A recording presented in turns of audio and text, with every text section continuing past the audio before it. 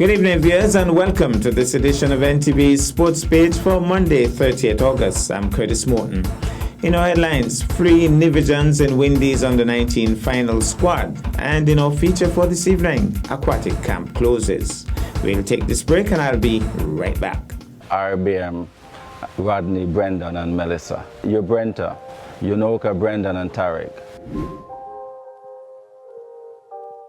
My name is Rodney Fleming. I'm the owner of RBM Nursery Landscaping Services and your Brenta Bar and Snacket. We are located at Cage Bay.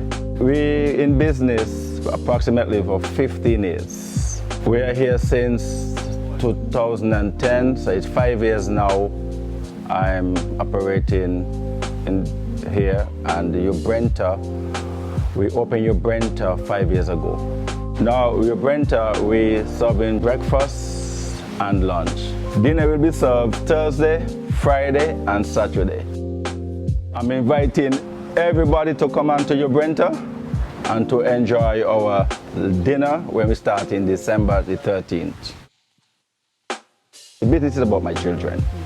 All right, I'm just waiting for them to tell Daddy, we want to take it over, and I just go outside. So it's a family business.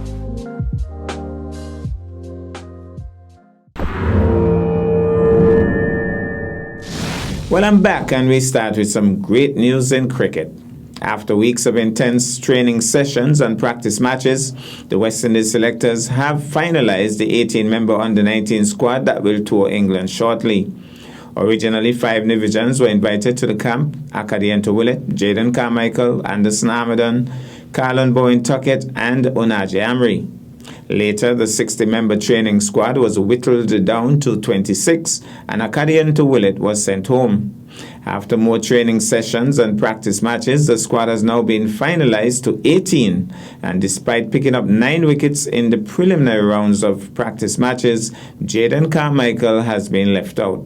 However, Anderson Armadon, Carlon Bowen Tuckett, and Onaje Amri have all been retained in the squad that will tour England.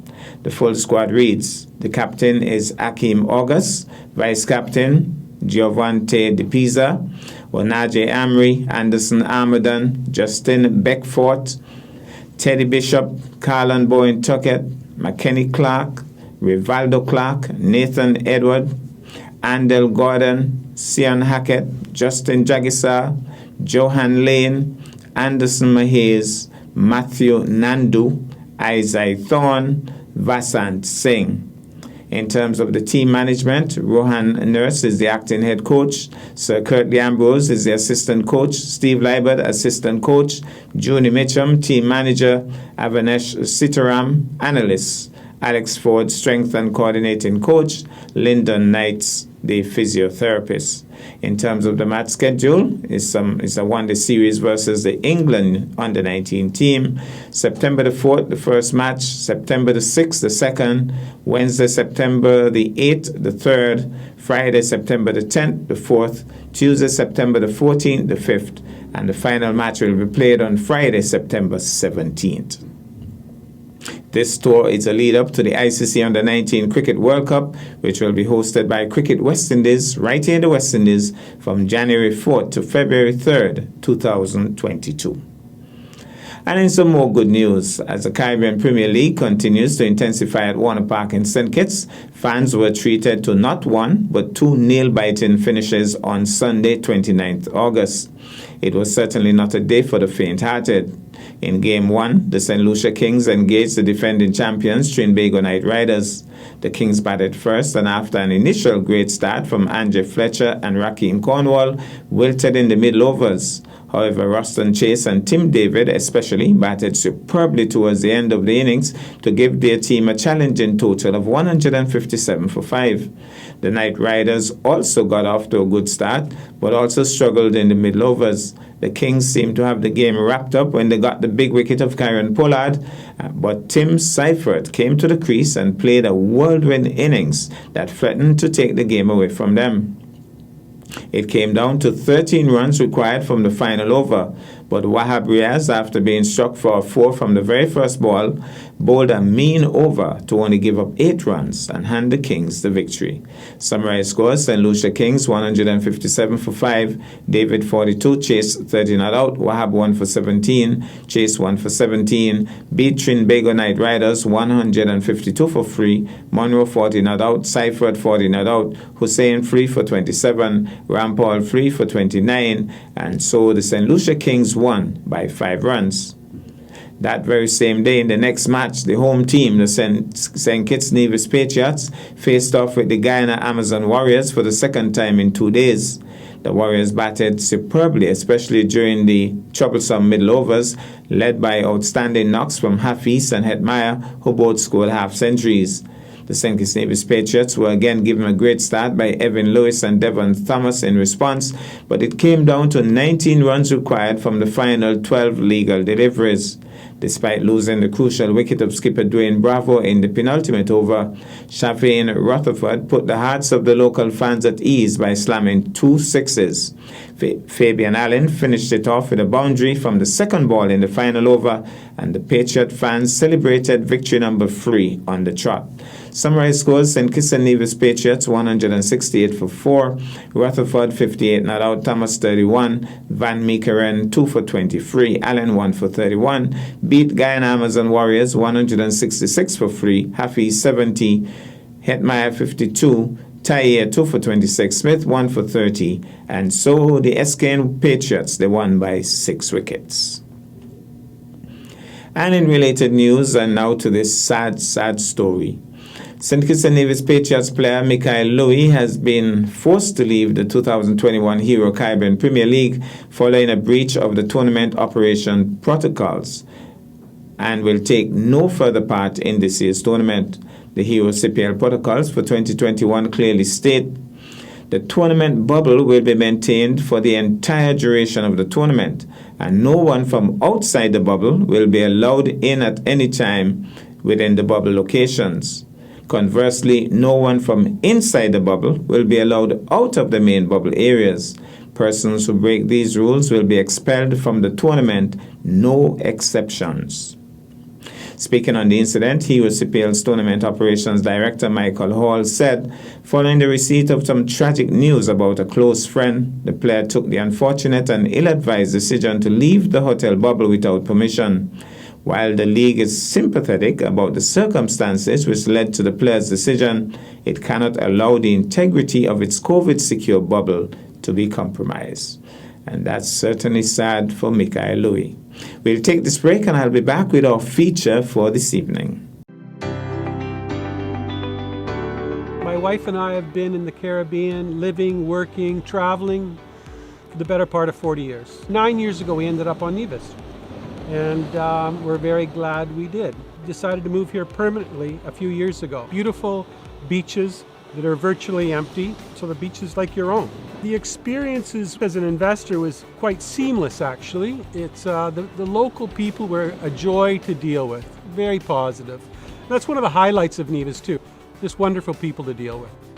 What's keeping us here is the way of life. One of the big reasons is because it still has a feeling of being somewhat undiscovered. It's quite an eye-opener that there's still something like this exists on this planet. The local produce, what they normally call ground provisions, are outstandingly good. Tomatoes in particular are wonderful. They still taste like a real tomato. We can source most of our produce for the restaurant locally. We've got a handful of farmers we deal with, and even the roadside people on the market have great product. We're developing our restaurant into a 12-month business as opposed to a 6-month business. The local people enjoy going out just as much as the tourists, so it's very rewarding to get local people coming to the restaurant in a good number and getting a nice balance. As I say, it's been gratifying and rewarding.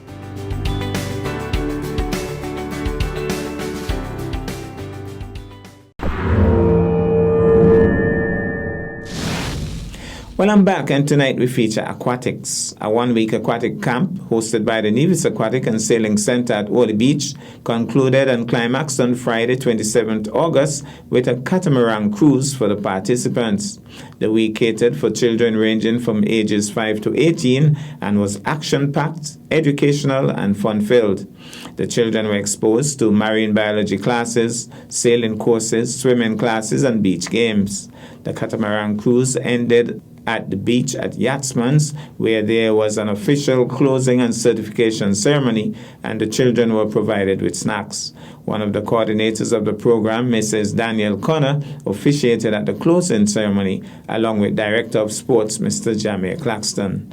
Let's take in the first part of that climaxing day on Friday.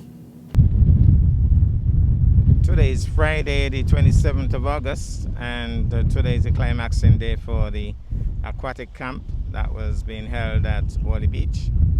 And today the participants, well, they had a catamaran cruise, and they'll be heading now into Yachtsman's for the official closing ceremony. So this is one of the catamarans, almost in. And we look at the other one. It's a little bit windy. The other one is a little bit further away, but making its way in nonetheless. And I'm sure the children would have enjoyed themselves immensely. They would have had a pretty exciting week, and I'm sure we're going to hear more about that during the closing ceremony. So they should be here shortly, and then we'll be having the closing ceremony, closing exercises.